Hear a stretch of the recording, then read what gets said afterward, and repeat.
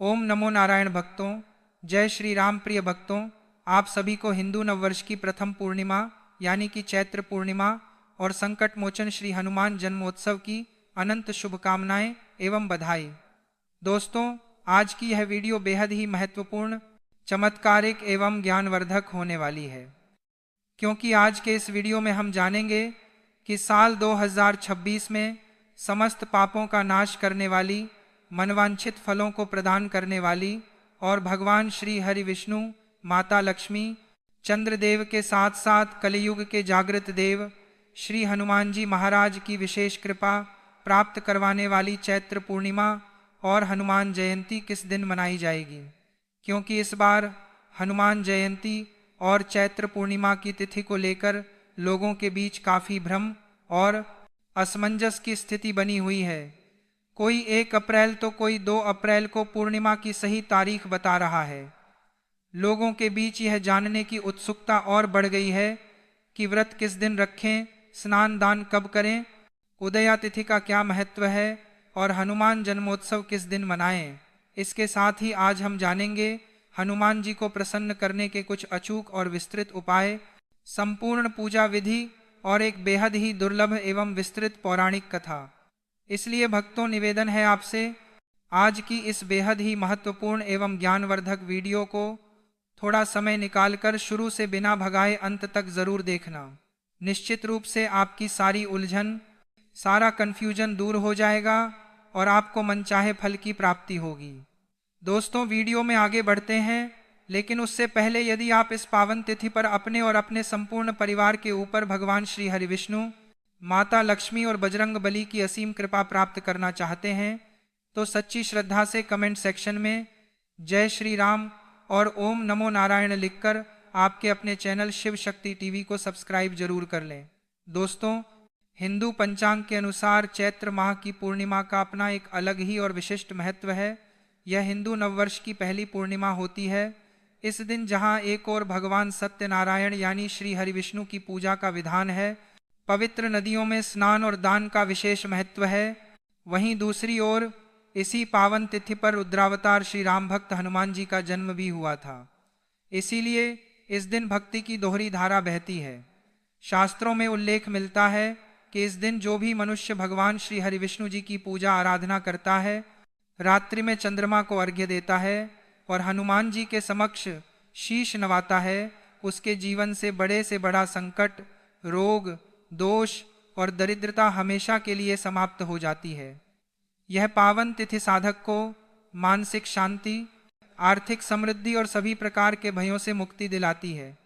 भक्तों, अब पूरे विस्तार से श्रवण करते हैं उस परम पावन कथा का, जो यह सिद्ध करती है कि चैत्र पूर्णिमा के दिन श्री हरि और हनुमान जी की उपासना एक साथ क्यों इतनी अधिक फलदायी मानी जाती है।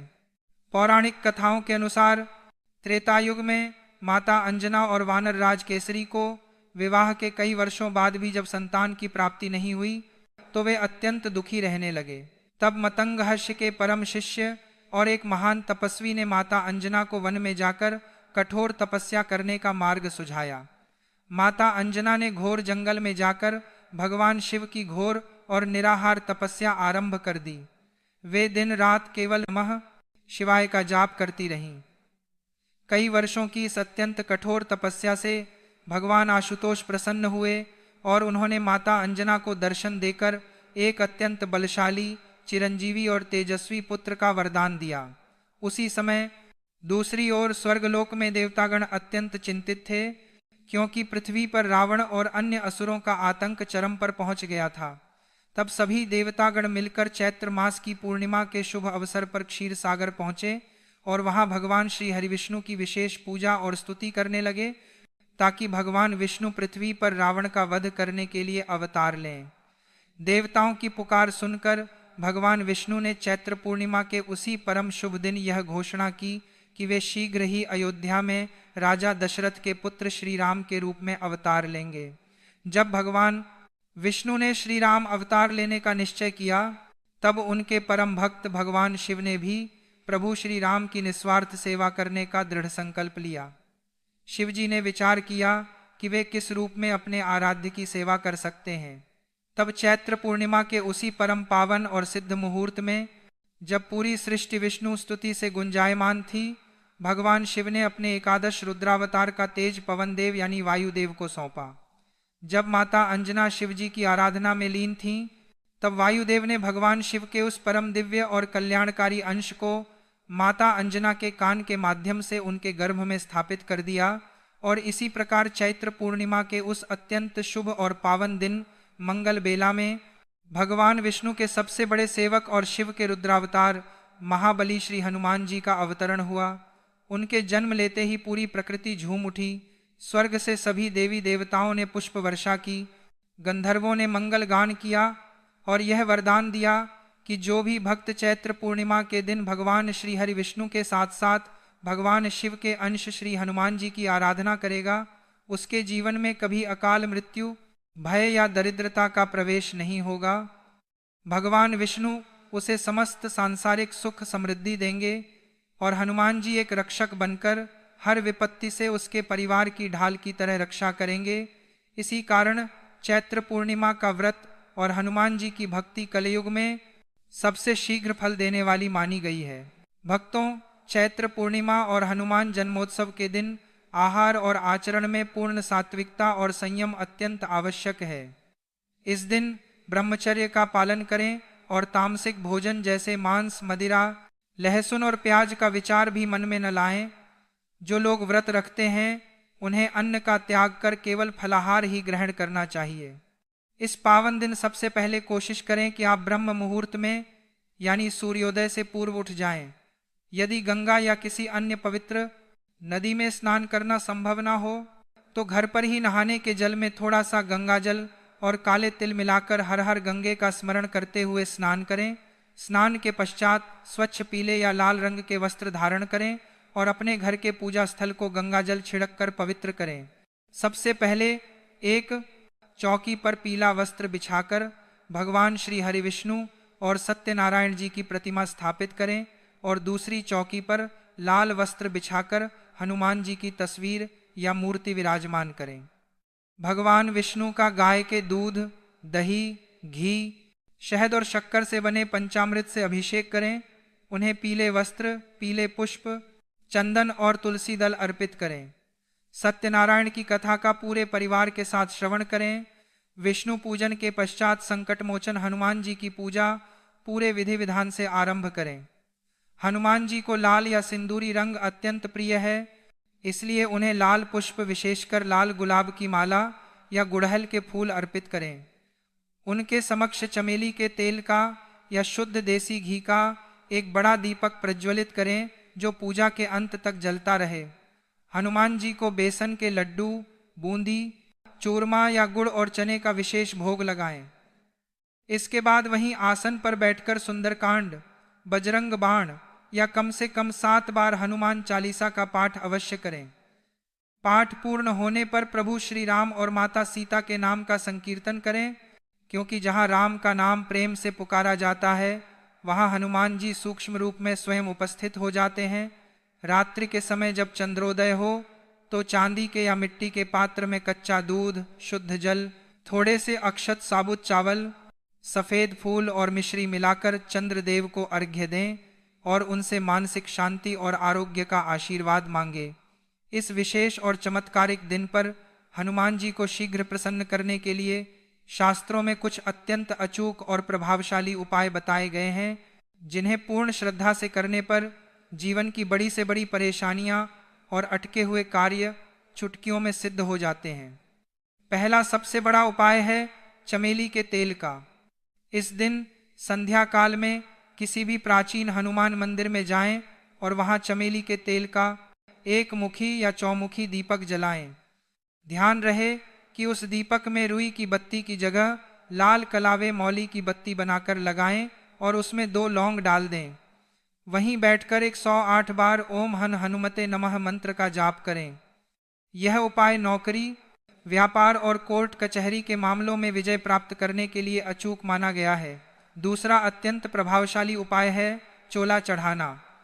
हनुमान जयंती के पावन अवसर पर बजरंगबली को शुद्ध चमेली के तेल में सिंदूर घोलकर उसका चोला पूरे भाव से अर्पित करें और उन्हें चांदी का वर्क भी लगाएं। ऐसी मान्यता है कि चोला चढ़ाने से बड़ा शारीरिक कष्ट, गंभीर बीमारियां, शनि की साढ़े साती, ढैया और सभी प्रकार के नवग्रह दोष हमेशा के लिए शांत हो जाते हैं।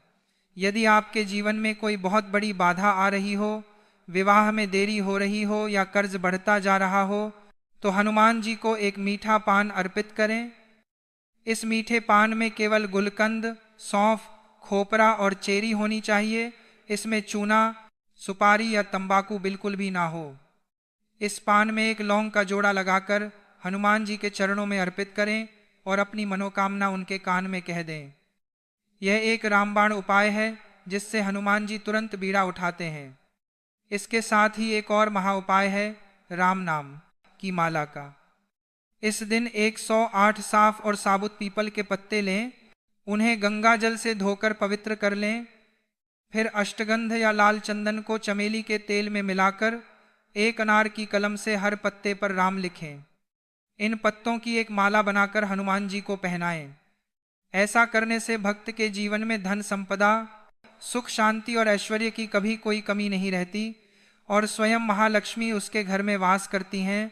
तो भक्तों, अब जानते हैं सही तिथि और शुभ मुहूर्त के बारे में, जिसका आप सभी वीडियो की शुरुआत से ही बेसब्री से इंतजार कर रहे थे।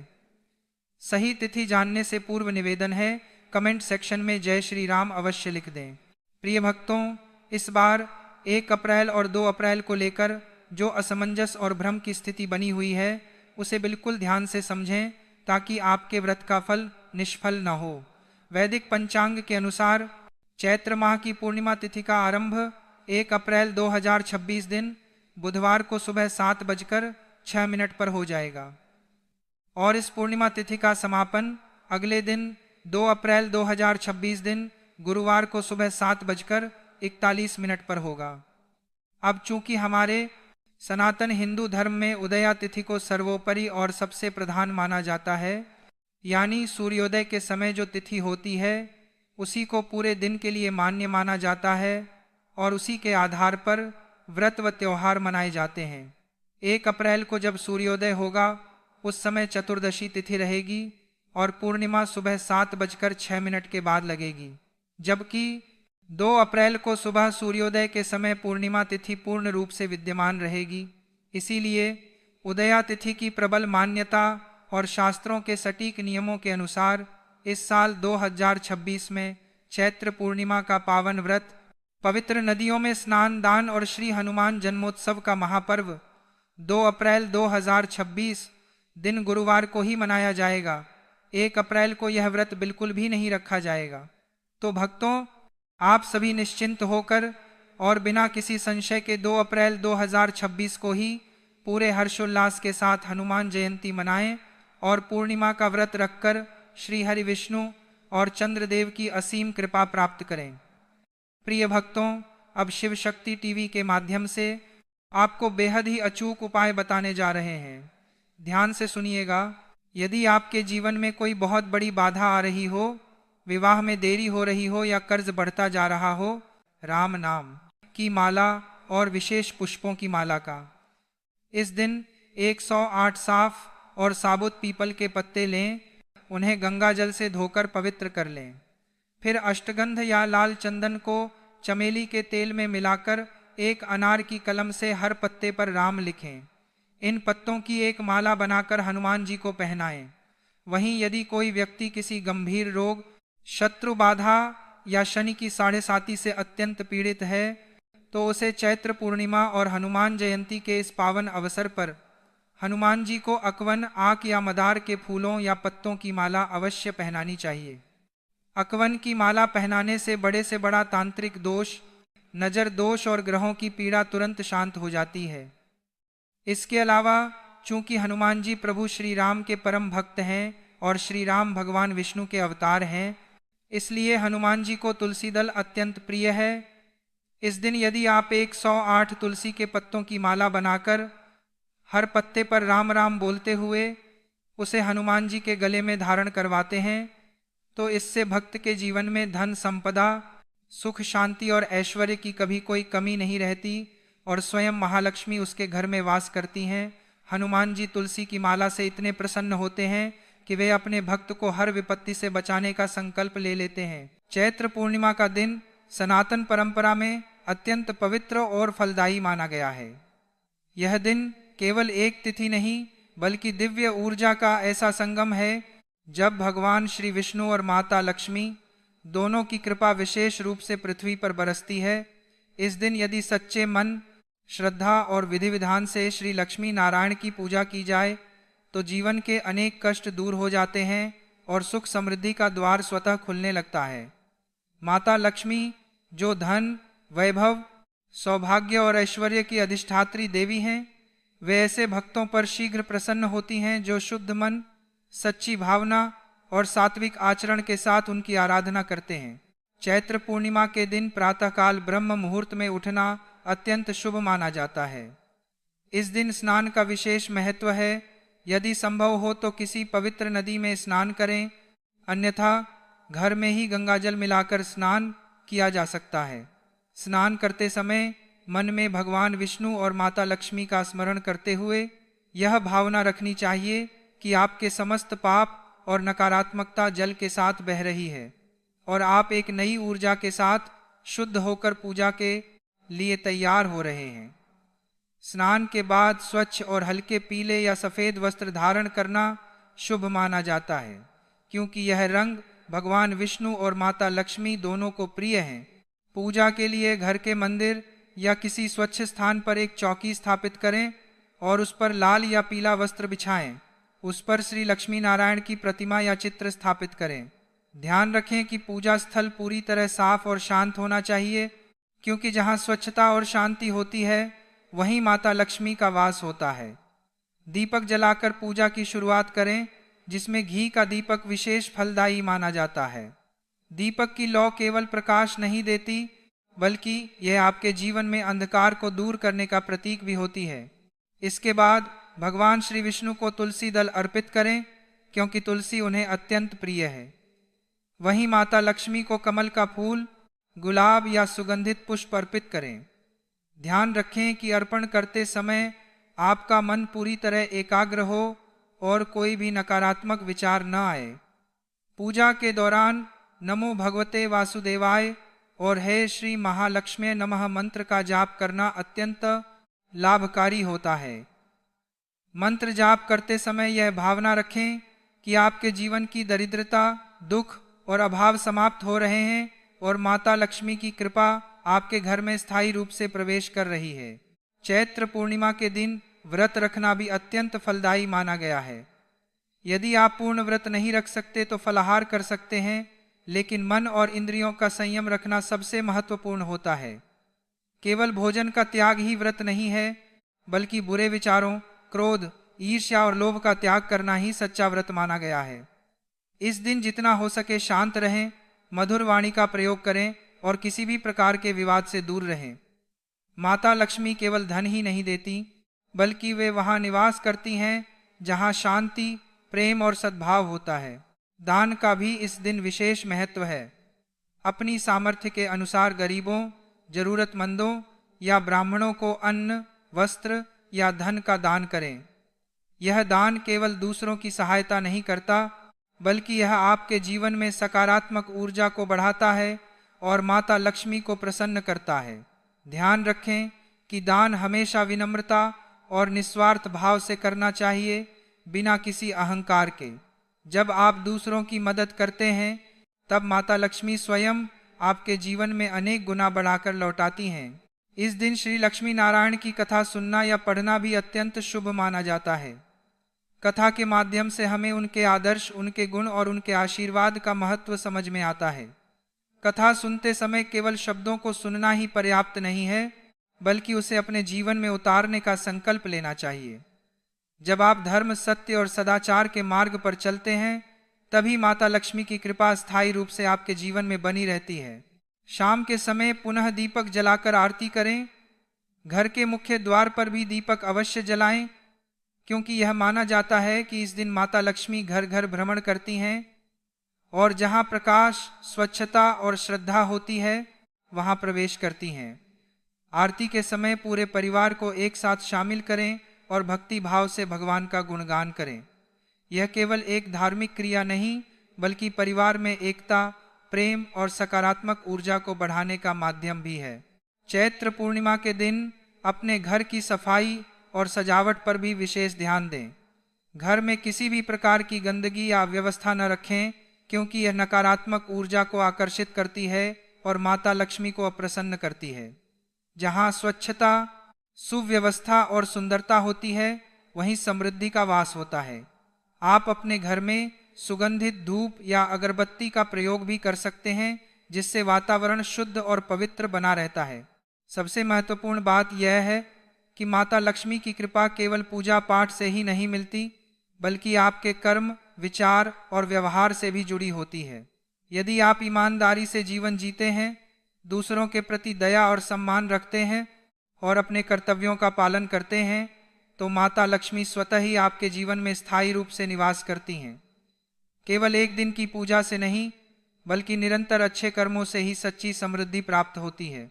इस प्रकार चैत्र पूर्णिमा का दिन एक सुनहरा अवसर होता है, जब आप सच्चे मन से श्री लक्ष्मी नारायण की आराधना करके अपने जीवन में सुख, शांति और समृद्धि का आह्वान कर सकते हैं।